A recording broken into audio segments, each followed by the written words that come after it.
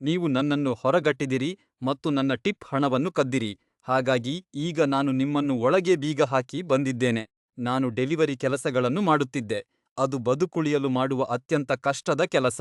ಒಂದು ರಾತ್ರಿ ನನಗೆ ಒಂದು ಐಷಾರಾಮಿ 3 ಅಂತಸ್ತಿನ ಮನೆಯ ಆರ್ಡರ್ ಬಂದಿತು. ಮುಂದಿನ ಗೇಟು ಬಿಗಿಯಾಗಿ ಮುಚ್ಚಲ್ಪಟ್ಟಿತ್ತು.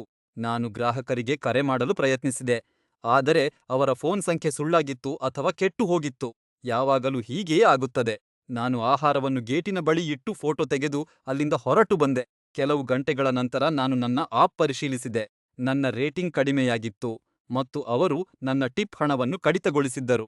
ನಾನು ಈಗಾಗಲೇ ಕಷ್ಟದ ದಿನವನ್ನು ಕಳೆಯುತ್ತಿದ್ದೆ. ಇದು ಸಹಿಸಿಕೊಳ್ಳಲಾಗದ ಕೊನೆಯ ಹಂತವಾಗಿತ್ತು. ನಾನು ತಕ್ಷಣ ಪ್ರತಿಕ್ರಿಯಿಸಲಿಲ್ಲ. ಅನುಮಾನ ಬರದಂತೆ ಇರಲು 2 ವಾರಗಳ ಕಾಲ ಕಾಯ್ದೆ. ನಾನು ಒಂದು ಬಲವಾದ ಕಾಂಬಿನೇಷನ್ ಬೈಕ್ ಲಾಕ್ ಖರೀದಿಸಿ, ಅದಕ್ಕೆ ಒಂದು ರಿಯಾಂಡಮ್ ಕೋಡ್ ಸೆಟ್ ಮಾಡಿದೆ. ಒಂದು ರಾತ್ರಿ ತಡವಾಗಿ ನನ್ನ ಮುಖವನ್ನು ಮರೆಮಾಡಲು ಹೂಡಿ ಧರಿಸಿ ಅವರ ಮನೆಗೆ ರಹಸ್ಯವಾಗಿ ಬಂದೆ. ಒಂದೇ ಏಕಚಲನೆಯಲ್ಲಿ ಆ ಬೀಗವನ್ನು ಅವರ ಗೇಟಿನ ಕಂಬಗಳಿಗೆ ಸುತ್ತಿ ಲಾಕ್ ಮಾಡಿದೆ. ನಾನು ಕೇವಲ ಗೇಟನ್ನು ಲಾಕ್ ಮಾಡಲಿಲ್ಲ, ಅವರನ್ನು ಅವರದೇ ಮನೆಯ ಅಂಗಳದಲ್ಲಿ ಬಂಧಿಸಿದೆ. ಇದರಿಂದ ಅವರಿಗೆ ಎಷ್ಟು ಗೊಂದಲವಾಯಿತು ಎಂದು ನನಗೆ ತಿಳಿದಿಲ್ಲ. ಬಹುಶಃ ಅವರು ಕೆಲಸಕ್ಕೆ ಹೋಗಲು ತಡವಾಗಿರಬಹುದು, ಅಥವಾ ಆ ಕೋಡನ್ನು ಕಂಡುಹಿಡಿಯಲು ಗಂಟೆಗಟ್ಟಲೆ ಪ್ರಯತ್ನಿಸಿರಬಹುದು. ಅವರ ಆ ಸಂಪೂರ್ಣ ಗೊಂದಲ ಮತ್ತು ಹತಾಶೆಯ ಯೋಚನೆಯೇ ನನಗೆ ಪರಮಾನಂದವನ್ನು ನೀಡುತ್ತಿದೆ.